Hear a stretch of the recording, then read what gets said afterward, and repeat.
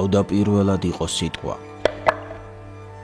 და სიტყვა იყო ღმერთთან და სიტყვა იყო ღმერთი. ერთ პირი იყო მთელი ქვეყანა და ერთ ენაზე მეტყველი.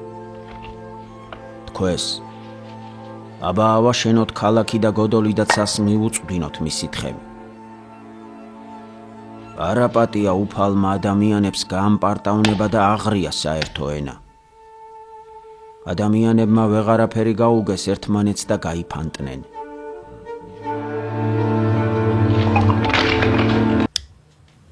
ხერხემალი ადამიანის აგებულების საყრდენ ფუნქციას ასრულებს.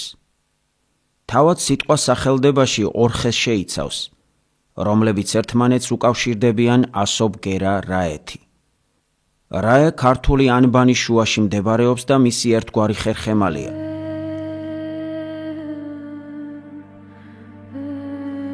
ხე მოიაზრებს დედაბოძს, როგორც გაუცნობიერებელი სასოება სამოთხისეულის სიცოცხლის ხისა. ქრისტიანობის შემდგომ იგი იქცა ახალი აღთქმის სიცოცხლის ხედ, გოლგოთის ჯვრად, რომელმაც გამოიღო მსხვერპლად ქრისტე, ხსნა.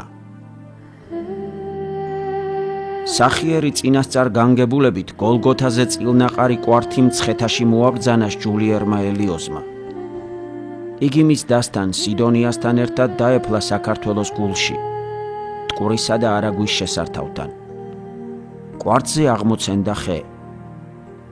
ამ ხით საბოლოოდ გაცხადა, რომ ქართული კულტურისათვის, ენისათვის, წარმართულ სიმბოლოთაგან მთავარია ხე, დედაბოძი.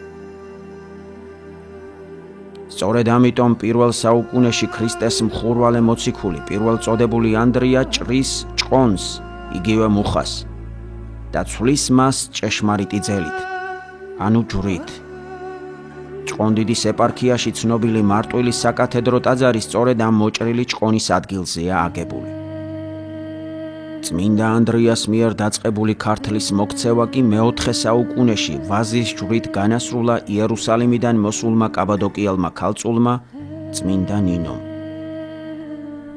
ხერხემალი მალებისგან შედგება. მალი მალულსაც, დაფარულსაც მოიაზრებს თავის მხრივ. ამ დაფარულ საიდუმლოს ძველი წინასწარმეტყველური ძეგლიც გვამცნევს. ქებაი და დიდებაი ქართულისა ენისაი.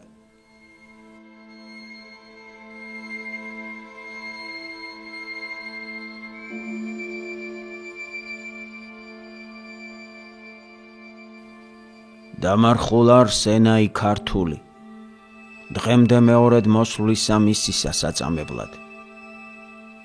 რაითა ყოველ საენასა ღმერთმა ნამხილოს ამით ენითა. და ესე ენა იმ მძინარე არს დღესამომდე.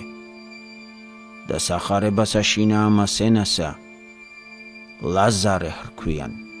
მას ჟამსაშინა იყო ვინმე უძური ლაზარე, უფალო აჰა რომელი გიყვარს ნეულარს, ხოლო ვითარცა ესმა იესოსს თქვა, ეს ესნეულება არა არის სასიკვდინე, არამედ დიდებისათვის ღმრთისა, რათა იდიდოს ძევ ღმრთისა მისგან.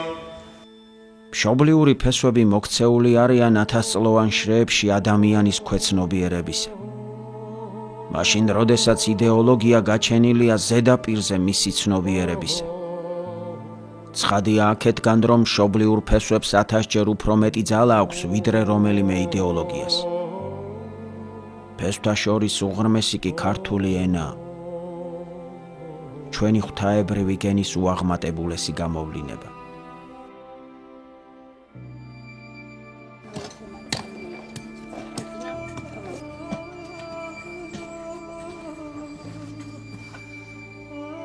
იყო ერთი ქართველი, თავადი, ანარქისტი და თავდადებული მამულიშვილი ვარლამ ჩერქეზიშვილი. ქართული მას არ ემარჯვებოდა. საქართველოს ბავშვობიდან იყო მოწყვეტილი. იცოდა რუსული, ფრანგული და ინგლისური. სიკვდილის წუთებში, როცა ადამიანის მთელი არსი შეერხევა საუკუნიდან მოშვებული ფესვებით, მას უეცრად რუსულიც დაავიწყდა, ფრანგულიც და ინგლისურიც. მომაკვდავმა ქართულად იწყო ლუღლუღი. აი რა ძალის არიან ძირაფენები ადამიანისა, განსაკუთრებით ქართველისა. ეს რომ არ ვიცოდე ამ სიტყვითაც არ მოგმართავდით. შობელი მიწა და მისი თბილი წიაღი ყველაფერია. ჩვენში მიწას ჯერ კიდევ აქვს ჯიქანი. ჩვენში წიაღი უშრეტია, რადგან ქართული მიწის, ქართული ყოფიერების ისტორიული სუნთქვა იესო ქრისტეა, ძეღვთისა, გზა ჭეშმარიტებისა.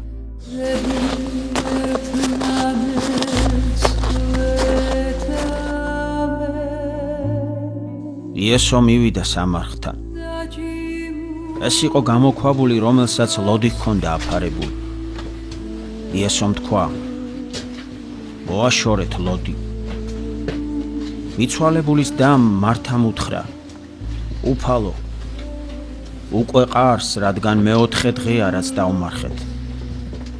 იესომ უთხრა მას: განა არ გითხარი, რომ თუ ირწმუნებ ღვთისდიდებას სიხილავ მეთქი.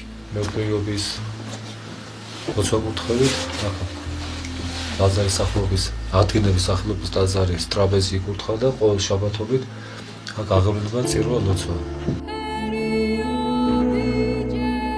ამრიგად მოაშორეს ლოდი.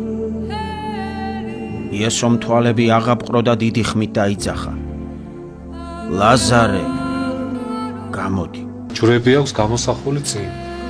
გამოვიდა მიცვალებული.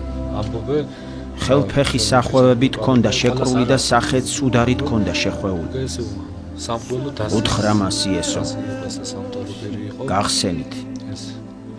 გაუშვი ასეთი რამ არ არსებობს. იაროს. როგორც აღადგინა უფალმა, რომ ლაზარე, მართალი ლაზარე, ასევე აღდგება სრულიად საქართველო და ქართული ენა. საქართველოს დედა ეკლესიამ კათოლიკოს პატრიარქის ილია მეორის ლოცვა-კურთხევით და წმინდა სინოდის განჩინებით 1985 წელს საეკლესიო კალენდარში შეიტანა ქართული ენის დღესასწაული და აღნიშვნის დღედ განაჩინა ლაზარეს შაბათი.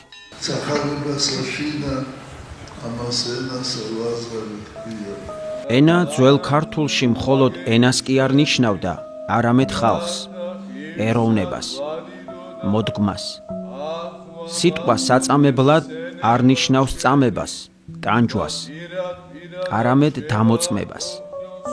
გამოდის, რომ ქართული ენა, ქართული მოდგმა არა მხოლოდ სწამებს ქრისტესთვის, არამედ ამხელს სხვა ენებს, სხვა ერებს, მეორედ მოსვლის ჟამს.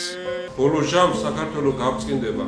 და ესე ენა ის შემკული და კურთხეული სახელითა უფლისაითა, მდაბალი და დაწუნებული მოელის დღეს ამას მეორედ მოსვლასა უფლისასა. ბოლო ჟამს ქართველობა შეინარჩუნებს მართლმადიდებულ სარწმუნოებას. და ყოველსა ენასა ღმერთმა ნამხილოს ამით ენითა. როგორც კირილე ლავრელი ამბობს, ეს ბერძენი ბერი, რომ საქართველოს ტერიტორიაზე აღმოსავლეთის იმპერია შეიქმნება, რომელსაც სათავეში ედმებაო კურთხეული მეფეო, მირონცხებული მეფე და ჭეშმარიტი პატრიარქიო, სწორედ მათ დროს გაერთიანდება საქართველო, მათ დროს მოხდება სხვადასხვა სარწმუნოების მიმდევრების აღჩამოსვლა და მართლმადიდებლობის მიღება. დალოცვილი და გახარებული იყავით, აღდგება საქართველო. ლაზარე, მოდი ხარ მზიანი ტერფებით. აბლანდულ ბილიკებს სვეტად მოასწორებ. აჰა, ვაზის ჯვარი სანაცვლოდ მტევნების შენით გამოისხა მზედ ქართულ ასოებს. მე შენ შესახებლად ცეცხლიან ბედაურს დროის ულმობელი ლაგამი ავხსენი. ჩვენ შორის მზე ჩადგა როგორც საიდუმლო, შენ სიტყვის გენია მზის გულში გახსენი. ლაზარე, ზარივით რეკენ ასოები, ქარმაფთა შემოჰკრა ილეკროს წინწილებს, სიტყვები ვით სავსე ოქროს ტაროები კალთაში მიყრიან თავიან სიმწიფეს. ამ ყანას დაუსხამ სურიცხვი მარცვალი. ბგერებში საკმევლის სიო მოსურნელობს, ყველაზე ძვირფასი ამ ქვეყნად რაც არის შენ დასაბამიდან ათბობდა მსრუნველობ. ლაზარე, გიგალობს სრული საქართველო და მზის საკლდამიდან რძე თეთრად გადმოდის ფეხზე წამოდექი უჟამო ნათელო უფალი მოგიხმობს ლაზარე გამოდი დიდება